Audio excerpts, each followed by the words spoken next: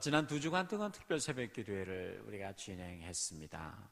특세를 위해서 수고하신 모든 분들과 또 함께 참석하신 모든 분들께 감사의 말씀을 이 자리를 통해서 드립니다. 지난 금요일 저녁 우리가 특세를 마무리하는 그런 금요 저녁 집회로 모이고 그 저녁 집회를 마치고 끝나고 제 방에 올라갔더니 나이지리아에서 온 비오든 스테반 목사로부터 선교사로부터 카톡으로 이런 문자가 제게 들어왔습니다. 약속의 땅은 당신에게 주어질 땅입니다. 주어질 땅이란 아직 당신이 소유하지 못했다는 것을 의미합니다. 주어진 것을 소유할 수 있는 능력은 위로부터 주어집니다. 이번 11월 달은 약속의 땅을 차지하는 달입니다. 이런 글이었습니다. 2주간 동안 특세 내내 민수기를 통해서 약속의 땅을 향해 나아가는 이스라엘 백성들의 광야 생활을 우리가 살펴보았습니다. 특세 기간이 2주간밖에 되지 않은 짧은 기간이어서 이스라엘 백성이 약속의 땅에까지 들어가는 장면까지 우리가 가지 못하고 그 가나안의 관문인 가데스에서 생수를 하나님이 주시는 그 사건까지를 보고 우리가 특세를 마무리했습니다. 그 다음 장면이 가나안 땅에 입성을 하는 그런 장면이었는데, 근데 비오든 선교사가 지난 이제 11월은 약속의 땅을 차지하는 달입니다 라는 메시지를 마침 마지막 집회가 끝나는 시간에 제게 문자로 보내왔길래 하나님이 11월을 약속의 승리와 축복을 차지하는 달로 삼으라는 하나님의 말씀인 것 같다. 그렇게 저는 받아들였습니다. 이번 11월 달이 우리 교회 모든 성도들에게 약속의 승리와 또 축복으로 들어가는 그런 복된 달이 되시기를 주의 이름으로 축원합니다. 이를 위해서 그리스도 안에서 우리가 하나로 연합되는 일이 필요합니다. 하나로 연합됨 없이 이스라엘의 12지파가 가나안 땅으로 들어갈 수 없고 그 땅을 정복할 수가 없었습니다. 가나안의 적들과 싸워서 승리하고 그 하나님의 약속한 언약의 그 땅의 축복과 승리를 그들의 것으로 소유하기 위해서는 12지파가 하나로 연합하는 일은 반드시 필요한 일이었습니다. 우리가 지난번에 우리는 빌립보서 1장을 보았는데요. 빌립보서 1장 27절에서 바울 사도는 너희가 복음에 합당하게 생활하라라는 말로 빌립보 1장을 마무리했습니다. 복음에 합당한 삶이란 여러분 무엇입니까? 복음에 합당한 삶이란 첫째로 하나님의 자녀로서의 우리의 신분에 어울리는 삶을 산다는 것입니다. 둘째는 복음 신앙을 위해서 모든 성도들이 서로 협력하라는 것이었습니다. 셋째는 대적하는 적들로 인해서 두려워하지 말고 담대하라. 그것이 복음 신앙을 위해서 사는 것임을 바울은 우리에게 가르친 바가 있습니다. 이제 본문의 말씀은 성도들의 연합의 원리를 우리에게 가르쳐주는 말씀인데요. 이미 말씀드린 바대로 빌립보 교회는 바울 사도가 세운 교회 중에서 가장 모범적인 교회였습니다. 그러나 그 빌립보 교회에 한 가지 지적받을 사항이 있다면 내적인 불일치의 문제라고 할까요? 연합의 문제가 있었습니다. 유오디아와 순두계라는 그 빌립보 교회 창립 초기부터 가장 유력하게 교회를 섬기는 매우 탁월한 여성도 2명이 있었는데 이 여성도 2명을 중심으로 해서 교회가 마음이 좀 나누어진 부분이 있었거든요. 그래서 이 빌립보 교회의 유일한 문제점인 그 교회의 연합의 문제, 하나됨의 문제, 이 문제를 바울 사도가 빌립보 2장에서 이제 다루게 되었습니다. 산악인 박정현 씨가 쓴 끈이라고 하는 책이 있습니다. 이 책은 2005년 2월 달에 박정현 씨와 그의 후배 동료인 최강식 씨가 6,000m 되는 그 히말라야 봉우리 촐라체라고 하는 그 북벽을 등반하고 하산하던 중에 그의 동료인 최강식 씨가 크레바스라는 그 빙벽 사이의 그 큰 절벽이죠. 거기에 이제 추락하는 사고를 당하게 되는데, 거기서 이제 구조되기까지 전 과정을 기록한 등반 기록서라, 그렇게 볼 수가 있습니다. 박정현 씨와 최강석 씨가 초라자 정상을 정복하고 내려오다가 사고를 만나게 됩니다. 산 곳곳에 많은 그 위험이 있기 때문에 두 사람이 서로 밧줄로 서로의 몸을 이제 묶고 그리고 이제 내려오고 있었습니다. 그런데 후배인 최강식 씨가 눈으로 덮여 있는 빙벽 사이로 이제 크레파스로 수십 메달을 추락하게 됩니다. 그 최강식 씨가 외마디 비명을 지르며 절벽 아래로 떨어지는 순간에 앞장서 가던 이 박정현 씨는 반사적으로 몸을 땅에다가 엎드리면서 도끼라고 하나요? 그걸로 찍어서 이제 몸을 딱 멈추게 됩니다. 멈추긴 했는데 그때부터 이제 문제가 시작이 됩니다. 아무리 힘을 써도 수십 메다 빙벽 사이로 절벽 아래로 매달려 밧줄에 매달려 있는 이 최강식 씨를 끌어올릴 수가 없는 것입니다. 이 최강식 씨는 떨어질 때 충격으로 두 다리가 다 부러져 버렸고, 이제 이 위에 있는 박정현 씨는 또 이제 이 같이 떨어지지 않기 위해서 이 빙벽에다가 도끼를 찍는 과정에서 자기의 갈비가 다 나가버리, 갈비뼈가 다 부러지게 됩니다. 그래서 위에는 이 박정현 씨는 이제 갈비뼈가 부러졌고, 밧줄에 매달려 있는 그의 동료는 이제 두 다리가 다 부러진 상태로 대롱대롱 매달려 있게 됐습니다. 히말라야 6,000m 외딴 높이에서 누구의 도움도 없이 단지 두 사람이 하나의 밧줄로, 하나의 끈으로 연결되어서 삶과 죽음 사이에서 3시간 동안 사투를 벌이게 됩니다. 여러분이 만약에 박정현 씨였다면 어떨까요?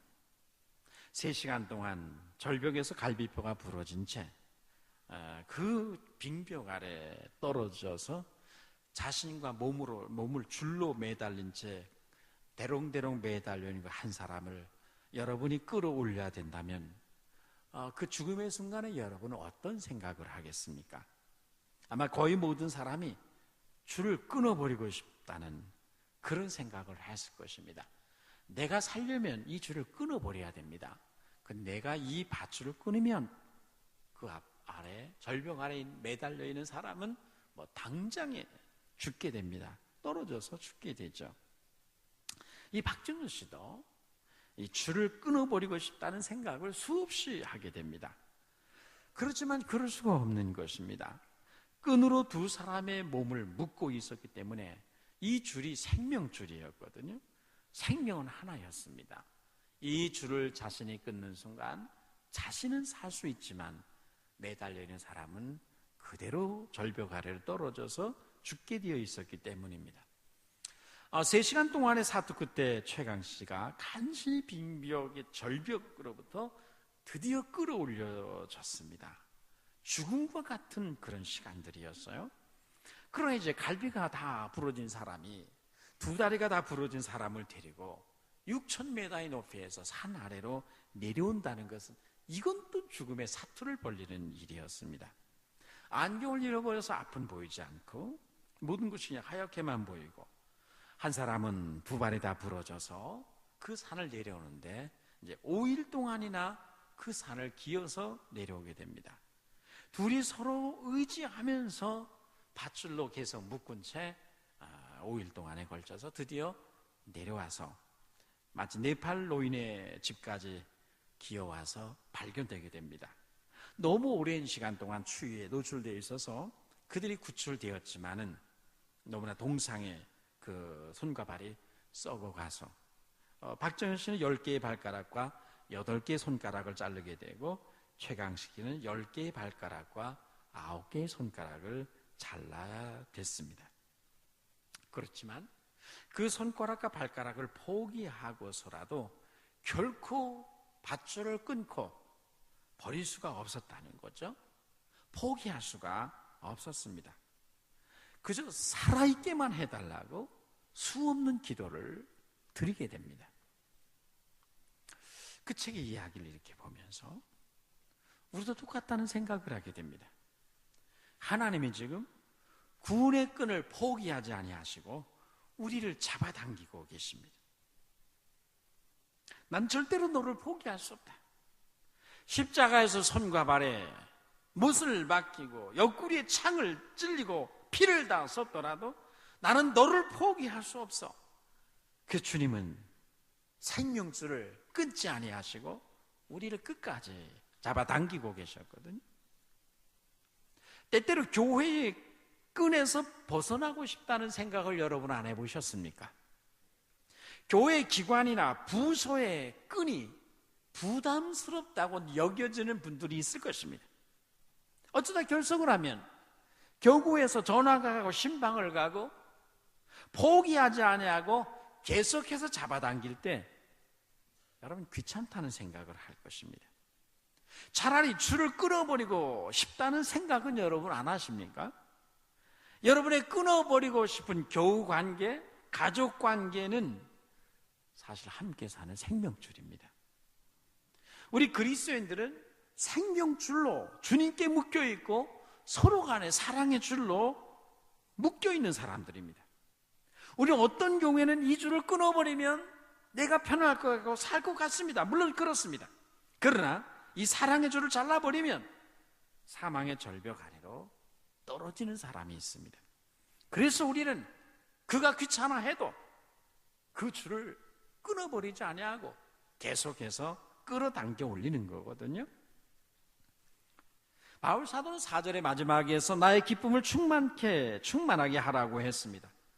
바울의 기쁨을 충만하게 하는 것은 1장 27절에서 말한 대로 그들의 복음에 합당하게 생활하는 것입니다. 하나님의 자녀답게 신분에 합당한 생활을 하고 복음을 위해서 서로 협력하는 데도 하나가 되고 영적인 싸움을 싸우는데도 마귀를 향해서 하나가 되고 그리고 교회 안에서 성도들 서로 간에 사랑의 밧줄로 자기를 묶고 하나가 되는 이런 모습을 보는 것이 바울의 마음에 기쁨을 가져다 주는 것입니다. 이제 2장에서는 이를 위해서 하나가 되는 연합의 원리를 소개해 주고 있습니다. 그러므로 그리스도 안에서 무슨 권면이나 사랑이 무슨 위로나 성령의 무슨 교제나 긍휼이나 자비가 있거든 마음을 같이하여 같은 사랑을 가지고 뜻을 합하며 한 마음을 품으라. 사도는 지금 가정법을 쓰고 있습니다. 너희가 만일 그리스도 안에서 진리의 말씀으로 교훈을 받고 있다면 사랑의 위로를 받고 있다면 성령 안에서 교제하며 긍휼과 자비를 체험하는 삶을 살고 있다면 이렇게 하라 그런 말입니다. 지금 1절은 2절의 당위성과 이유를 그 근거를 보여주는 조건절입니다. 그러므로 이 구절을 쉽게 이해하려면 무엇이거든 긍휼과 자비가 있거든 이렇게 읽기보다는 무엇이 있으므로 그렇게 읽는 것이 훨씬 의미 파악이 쉽게 들어옵니다. 1절은 이렇습니다. 여러분에게 그리스도로부터 권면이 주어지고 있기 때문에 여러분에게는 사랑의 위로가 주어지고 있기 때문에 여러분에게는 성령으로부터 교제가 주어지고 있기 때문에 여러분에게는 긍휼과 자비가 베풀어지고 있기 때문에 그러므로 여러분은 마음을 같이하여 같은 사랑을 가지고 뜻을 합하여 한 마음을 품으라 이것입니다. 여러분 우리는 그리스도인은 어떤 사람들입니까? 그리스도인은 예수님의 진리의 권면과 사랑의 위로와 성령 안에서의 교제를 누리며 긍휼과 자비를 경험하며 사는 사람들이 그리스도인입니다. 이것이 오늘 우리들의 삶의 모습입니다. 그러므로 우리에게 이런 삶을 우리가 경험하고 있으므로 이제 바울이 말하는 바가 무엇인가를 여러분이 귀 기울이시기를 바랍니다. 첫째는 그러므로 너희는 한 마음을 품으라는 것입니다. 너에게는 주님의 진리의 권면이 있지 않느냐? 너에게는 사랑의 위로가 있지 않느냐? 너에게는 긍휼과 자비가 있지 않느냐? 성령의 교제를 하고 있지 않느냐? 그러므로 그런 삶을 체험하는 너희는 한 마음을 품어야 한다 그 말이거든. 바로 2절에서 마음을 같이하여 같은 사랑을 가지고 뜻을 합하며 한 마음을 품으라. 한 마음을 품는 것보다 더 중요한 일이 없습니다. 여러분, 빌립보 교회 성도들의 입장으로 가면 그들 로마 제국으로부터 많은 환난과 핍박과 압박을 받고 있습니다. 내부적으로는 많은 이단의 도전을 받고 있었습니다. 이런 때 그들이 한 마음을 가지고 대처하지 아니하면 그들이 그 위험한 상황 속에서 승리하는 삶을 살기가 어려웠다는 말이죠.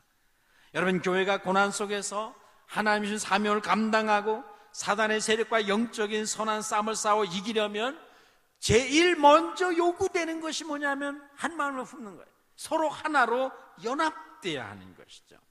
오늘 우리 교회는 서로 한 마음을 품고 연합하여 나가는 그런 이 은혜가 있게 되기를 축원합니다.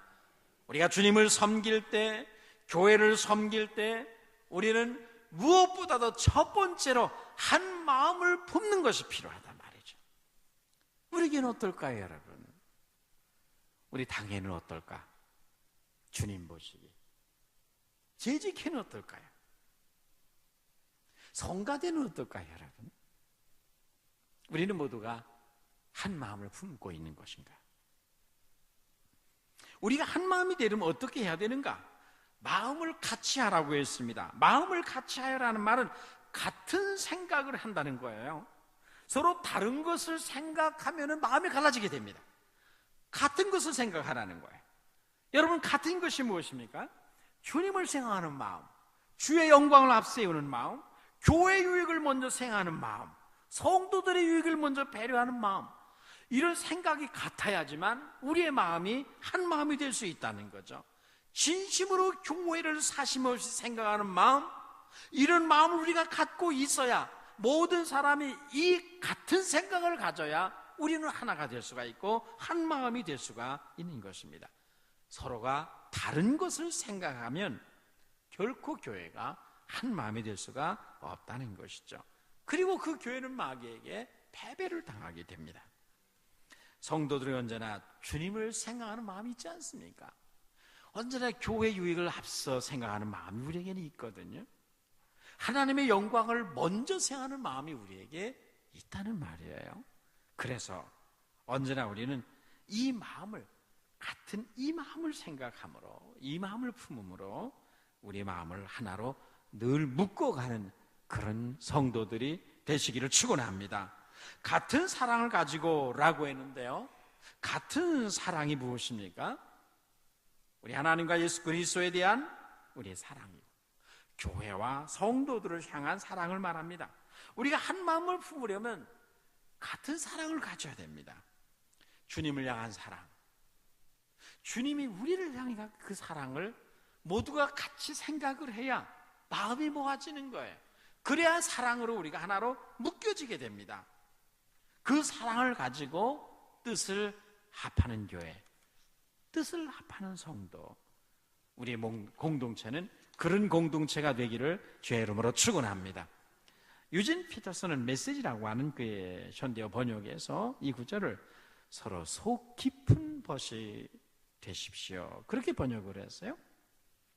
같은 마음, 같은 사랑, 같은 뜻을 가질 때 우리는 서로 속이 깊은 벗이 될 수 있다. 그래서 서로 속마음을 서로 이야기할 수 있는 그런 벗이 우리 성도들 간에 되어야 한다는 거죠. 우리 교회 속하는 모든 성도들은 속이 깊은 벗이 되는 이 은혜가 있게 되기를 주의 이름으로 축원합니다. 두 번째로 바울이 권하는 것은 겸손의 골짜기로 내려가라는 것입니다. 3절 말씀 보면 아무 일에든지 다툼이나 회용으로 하지 말고 오직 겸손한 마음으로 각각 자기보다 남을 낮게 여기고 라고 했어요. 우리가 주님의 마음에 기쁨을 가득하게 안겨드리려면 우리는 주님을 섬길 때 다툼이나 허용으로 하지 말고 겸손함으로 섬기라는 거예요. 다툼과 허용으로 하는 것이 무엇입니까? 다툼이란 자신에게 집착하는 것이거든요. 자신에게 집착하는 마음에서 나오는 것이 다툼입니다. 자신에게 집착하는 마음은 우리 각자가 받은 은사와 재능을 가지고 섬길 때 자기를 드러내게 됩니다. 그러다 보면 다툼이 일어나게 됩니다. 마음이 갈라지게 됩니다. 한 마음을 품는 것이 어려워지게 됩니다. 다툼이나 허용으로 하지 말라고 했는데 허용이란 무엇입니까? 헛된 영광 추구하는 거예요. 헛된 마음으로 헛된 것을 추구하는 것입니다.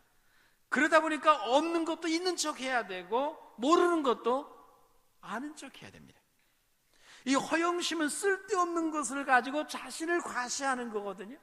쓸데없는 가치 없는 것을 가지고 자신을 드러내는 것이란 말이죠. 그리고 이 마음이 비어있기 때문에 다른 사람의 말하는 것에 대해서 민감해집니다. 누가 나에 대해서 뭐라고 말하냐에 따라서 행복해지기도 하고 불행해지기도 하는 거예요. 헛된 영광을 추구하면 항상 내 마음이 허합니다. 비어 있습니다. 다른 사람이 내게 말하는 것에 지나치게 민감해집니다. 이게 다 허영심 때문이거든요.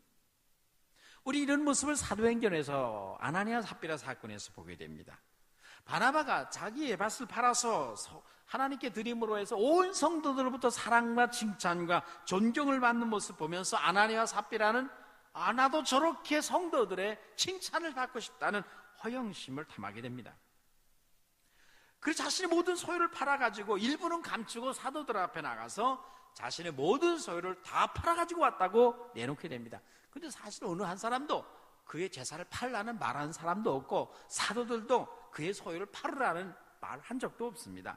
그냥 일부 가져왔으면 이거 일부 가져왔습니다 해도 얼마나 감사한 일이겠어요? 그런데 그는 모든 성도들의 사랑과 칭찬과 박수갈채를 받고 싶기 때문에 자신의 모든 소유를 다 팔은 것이라고 거짓말을 했거든요. 아나니아와 삽비라의 마음속에 있던 것은 허영심이었습니다. 허영으로 한 거예요. 헛된 영광을 추구한 거예요. 그것 때문에 그는 가혹한 징계를 당합니다.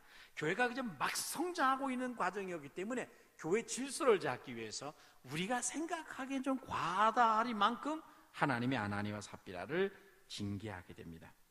이것은 막 성장하는 초대교회를 향해서 너희가 허영과 다툼을 가지고 헛된 영광을 바라보며 섬기면 안 된다. 이 교훈을 주기 위해서 하나님께서 그 초대교회 성장 과정에서 중요한 교훈을 주시게 됩니다. 우리의 마음을 다툼과 헛된 마음을 허영심을 버리고 우리의 마음을 하나님의 은혜로 채워서 주를 섬기는 그런 성도들 되시기를 축원합니다. 이 허영과 다툼을 버리고 겸손함으로 섬기라고 했습니다. 허영과 다툼과 허영은 우리를 교만하게 만들고 넘어지게 하거든요. 다툼과 허영은 주의 영광을 가리고 우리 하나됨을 파괴합니다. 다툼과 허영은 우리를 높이기 때문에 우리를 교만하게 만들기 때문에 마귀의 표적이 되게 합니다. 마귀의 불화살에 첫 번째로 당하는 사람은 언제나 다툼과 허영으로 일하는 교만한 사람들입니다. 이들은 늘상 마음의 상처를 받고 시험당합니다. 여러분, 그래서 논산훈련소에 가면 각계전투를 배우게 되는데요, 하루 종일 땅바닥을 기는 훈련합니다. 낮은 포복, 높은 포복합니다. 적진에서 총탄이 막 날아올 때 전쟁터에서 적군의 총탄에 맞지 아니하려면 몸을 최대한 낮춰서 기어가야 됩니다. 최대한 엎드리거나 누워서 어깨로 이렇게 전진하거든요. 엎드려 기어가면 적병이 쏘는 총탄이 그를 쓰러뜨리지 못합니다. 근데 그가 뻣뻣하게 서서 적들이 노려보고 있는데 서서 걸어간다면 그건 한 방에 갑니다. 그런 사람은 적의 발이죠. 제일 먼저 죽습니다. 그래서 이 각계전투 훈련을 끝나는 날은 직접 기관총을 막 쏴야 됩니다. 한 1m 높이로 기관총을 쏘. 한 50cm 높이로 이제 쏩니다. 그런 철조망 밑으로 이렇게 낮은 포복으로 산 꼭대기로 올라가는 이제 훈련합니다. 거기서 머리 들면 정말 춥습니다. 요즘은 모르겠어요. 옛날엔 그랬어요. 기어가는 연습을 해야 전쟁의 날에 삽니다. 여러분, 우리는 영적 전쟁터에서 살고 있거든요. 우리가 사는 이 세상은 영적인 싸움터입니다. 영적 전쟁터에서 무수히 날아온 사단의 불화살을 우리가 맞지 아니하려면 최대한 우리의 몸을 낮춰야 됩니다.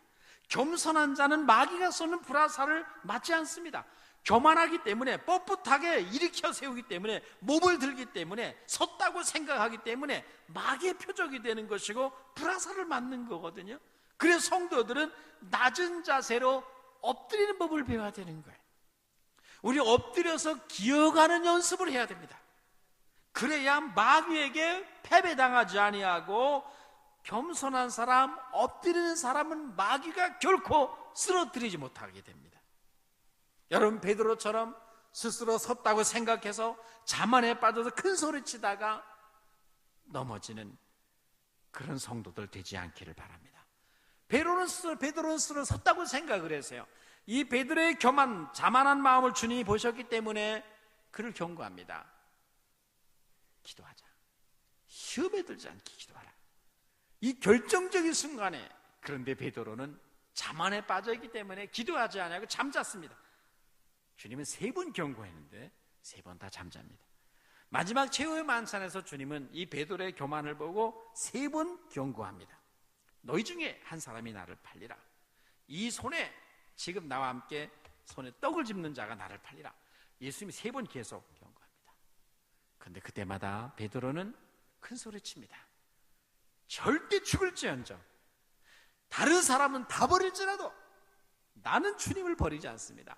그는 3번 장담합니다. 그가 큰 소리 칠 때 그는 자신을 믿고 있었습니다. 자신 믿고 큰 소리 치는 사람을 쓰러뜨리는 것은 많은 군대가 필요 없습니다. 어린 계집 중 한 명이면 그런 사람은 단숨에 쓰러뜨릴 수가 있거든요.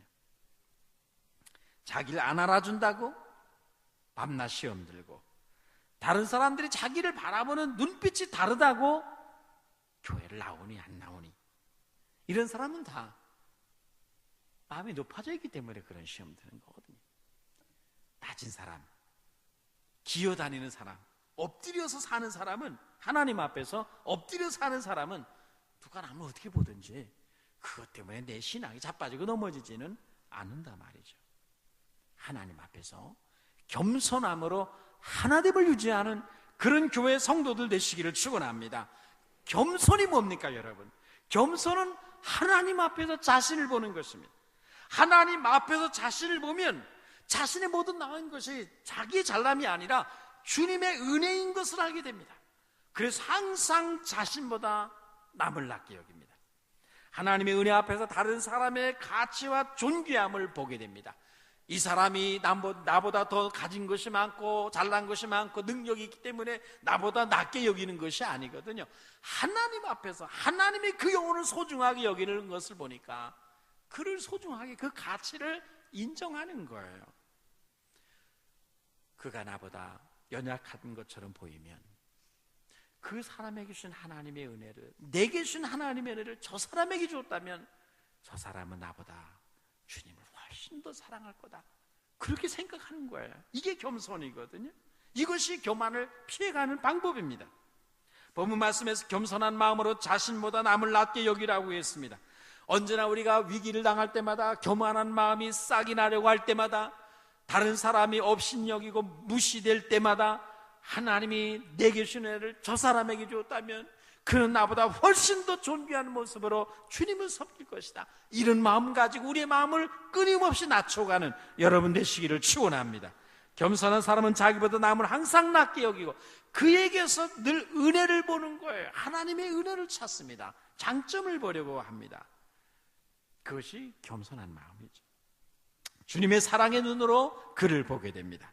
그가 나보다 못한 것처럼 보일 때마다, 아니야, 주님이 내게 주신 은혜를 그에게 줬다면 그는 나보다 훨씬 더 경건한 삶을 살 거야, 이렇게 해서 그 교만의 싹을 끊임없이 꺾어내리는 거거든요. 여러분, 겸손하면 배울 것이 많습니다. 겸손하면 스승이 많아진다고 그래요. 진리는 겸손한 사람의 눈에만 보이게 되어 있습니다. 겸손하면 인생이 풍부해집니다. 겸손해지면 세상이 다르게 보이고 제대로 보이고 옆 사람이 다르게 보입니다. 다른 사람을 통해서도 은혜를 받게 되거든요. 나 때문에 감사할 뿐만 아니라 다른 사람에게 주님이 주신 그 은혜 때문에 내가 하나님 앞에 감사하게 됩니다. 그래서 내 인생이 풍성해지는 거예요. 그런데 많은 사람이 자신에게 집착하면 다른 사람을 통해서 내가 느끼는 기쁨과 감사를 전혀 놓치게 됩니다. 그래서 우리 모두가 다툼과 허영을 버리고 겸손한 마음을 채워서 그 마음으로 하나됨 속에서 주님을 섬기는 그런 역사가 있게 되기를 축원합니다. 겸손에는 두 기둥이 있습니다. 우리의 낮음과 하나님의 높으심, 위대하심을 보는 것입니다. 모든 기독교의 겸손과 영성은 여기서 나오는 거예요. 겸손이 두 가지 사실을 깊이 깨달을 때 주어지는 거거든요. 나의 낮음과 하나님의 위대하심과 높음, 이 두 기둥을 볼 때에 거기서부터 겸손이 나오는 것입니다. 여러분, 자기 의를 자랑하며 교만하며 교인들을 잡아 죽이던 청년 사울이 언제 그의 교만이 산산이 부서지고 깨어져서 그 인생에서 겸손의 향기를 드러내게 됩니까? 다메섹 도상에서 장렬한 우리 주님의 밝은 위에 태양빛을 바라보았을 때였습니다. 그 빛 앞에 나뒹굴어집니다. 그 영광의 빛을 보니까 자기는 아무것도 아니에요. 이제까지 자기가 의롭다고 생각했는데 그 영광의 빛을 보니까 자기의 의는 완전 누더기였습니다. 그러니까 겸손해지는 거예요. 늘 백성들의 죄를 지적하며 정죄하며 판단하며 날마다 백성들의 죄만 지적하고 회개를 촉구했던 이사야가 언제 자신의 죄를 통회하며 자기를 바라보며 겸손의 자리로 내려갔습니까? 성전에서 기도하다가 높이드는 주의 영광의 보좌를 보았습니다. 그 영광의 보좌를 보니까 죽어야 할 사람은 백성이 아니라 자기였습니다. 회개할 사람은 백성들이 아니라 자기였어요. 정죄받아야 되고 판단받아야 되고 비난받아야 할 사람은 백성들이 아니라 자기인 것을 알았어요. 그런 그 하나님의 영광의 보좌를 보자마자 외마디 소리를 지르며 땅바닥에 쓰러집니다. 화로다 나요 망하게 되었도다. 나는 입술이 부정한 자요, 나는 입술이 부정한 백성 중에 거하면서 만군의 여호와를 배웠습니다. 백성들이 망해야 할 것이 아니라 내가 망하게 생겼다고 말했습니다. 우리가 성전에 올라올 때마다 여기서 여러분이 배워야 하는 것은 사람이 아니라 만군의 하나님, 거룩하신 주님, 영광의 주입니다. 전능의 주 하나님이십니다. 그분을 바라보아야 우리는 겸손해집니다. 그분의 영광과 높임과 거룩함을 체험한 자만이 진정으로 그 인생 속에 영적인 지진이 일어납니다. 그가 사도 바울처럼 땅바닥에 나뒹굴어지고 그 인생의 모든 높아진 것들이 다 무너지고 그리스도의 최고의 영성의 덕목인 겸손을 그때 지니게 되는 것입니다. 여러분, 우리가 진정으로 그리스도의 진정한 영성인 겸손을 지니려면 우리는 끊임없이 하나님의 은혜 앞에서 그분의 영광과 존귀 앞에서 자신을 바라보도록 노력을 해야 됩니다. 은혜로 된 자신이에요. 하나님의 영광의 거울 앞에서 자신의 진정한 모습을 보므로 끝까지 우리가 겸손을 잃지 않는 그런 성도들 되시기를 주의 이름으로 축원합니다. 오늘 많은 성도들이 영적인 화장을 하고 자신을 가린 채 살아갑니다. 저는 언젠가 사극에서 그 인현왕으로 나왔던 이해숙 씨를 매우 좋아했고 전인화 씨를 굉장히 좋아했습니다. 그렇게 잘생기고 아름다운 여인은 대한민국에 없다고 생각을 했어요. 근데 언제부터인가 그분도 얼굴이 달라졌더라고요. 본래의 모습이 안 보이는 거예요. 왜 그렇겠어요? 성형수술을 다 했더라고요. 요즘은 안 좋아합니다. 한 걸음 더 나가 이제는 이분들의 그 전의 모습이 어떠했던가 이게 생각이 안 나는 거예요. 그들의 옛날의 사진을 보기 전에는 그 얼굴이 생각이 안 납니다. 그렇게 예쁘던 얼굴이. 아마 그들 자신도 본인들도 이전 모습이 잘 생각이 안 나지 않겠나 그런 생각이 듭니다. 스스로 자신의 모습을 잊어버린 채 보지 못한 채 틀림없이 삽니다. 게리 토마스라는 영성신학자는 그 영성에 관한 책에서 영적 화장술에 대해서 이야기를 했습니다. 우리 성도들이 영적인 화장술에 매우 익숙해요. 자신의 겉만 번지르게 하고 가꾸어서 나중에는 자기도 자신의 모습을 착각합니다. 다른 사람도 그가 영성이 있는 사람으로 착각하게 만들고 자기도 착각하는 거예요. 영적 화장을 하고 다니는 한 겸손을 결코 유지할 수 없다는 거예요.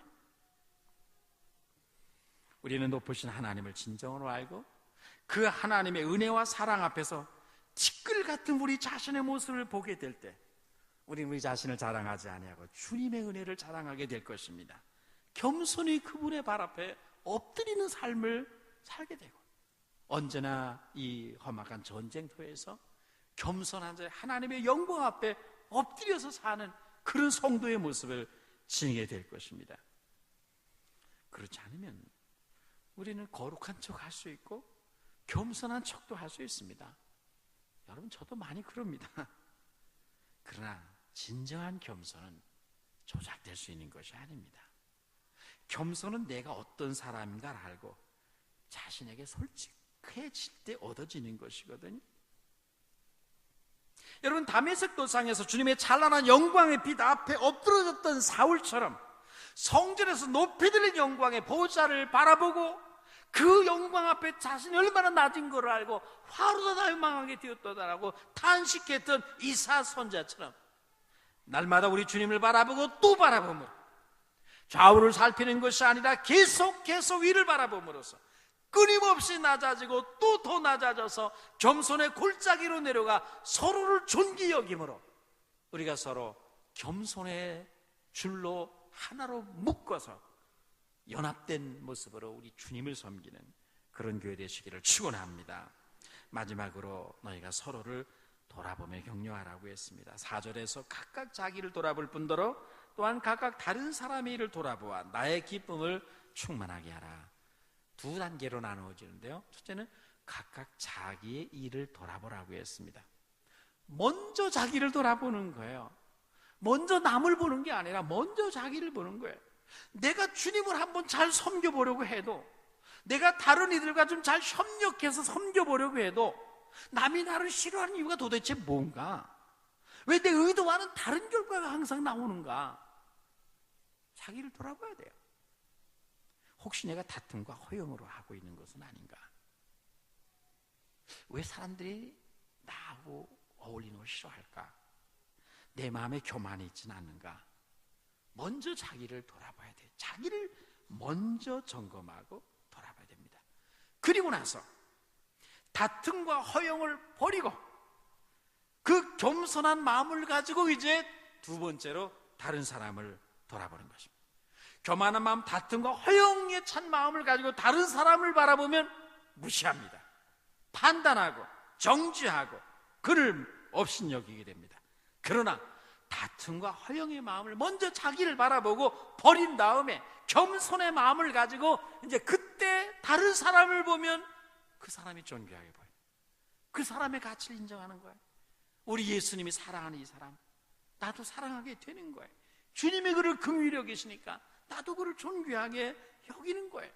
그가 하찮게 보이면 내게 주신 은혜를 하나님이 저 사람에게 주었으면 저는 정말 주님을 훨씬 더 잘 섬길 텐데, 그런 마음으로 내 마음의 교만을 꺾는 거예요. 그래서 우리가 항상 자신을 돌아보고 그리고 겸손한 마음을 가지고 다른 사람을 보므로 저 사람을 내가 어떻게 섬기고 저 사람을 어떻게 도울 수 있을까? 이를 생각하게 될 것입니다. 이것이 주님의 일을 성취하는 방법입니다. 그것이 우리를 사랑의 줄로 꽁꽁 묶어서 떨어지지 않게 하는 거예요. 절벽 아래로 한 사람이 떨어져서 죽지 않도록 우리가 서로 겸손과 사랑의 줄로 서로를 묶어서 가야 되거든요. 그럴 때 우리 안에는 기쁨이 충만하게 된단 말이죠. 말씀을 마치겠습니다. 본문 마지막 부분에서 나의 기쁨을 충만하게 하라고 했습니다. 우리가 주 안에서 기쁨이 충만하게 되는 비결이 무엇입니까?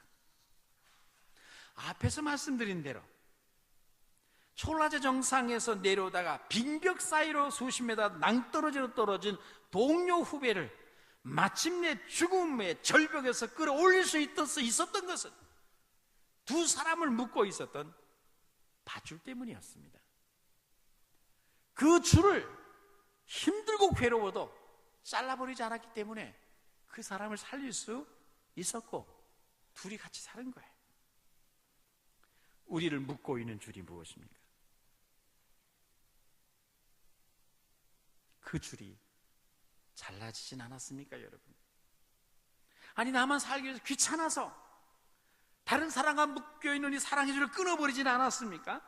그 줄이 끊어지면 한 사람은 죽음의 절벽으로 떨어집니다. 우리 안에서 마음을 갖춰야 함께하는 마음을 가지고 다툼과 허영을 뽑아버리고 하나님의 은혜로 우리의 마음을 채우고 그 마음을 가지고 서로를 돌아보아 사랑과 선행을 격려함으로 우리의 마음에도 기쁨이 충만하고 상대방의 마음에도 기쁨이 충만하고 무엇보다도 주님의 마음이 여러분으로 말미암아 기쁨으로 가득하게 되는 은혜가 있게 되기를 주의 이름으로 축원합니다. 기도하겠습니다. 거룩하신 하나님, 은혜를 감사합니다. 온갖 분열과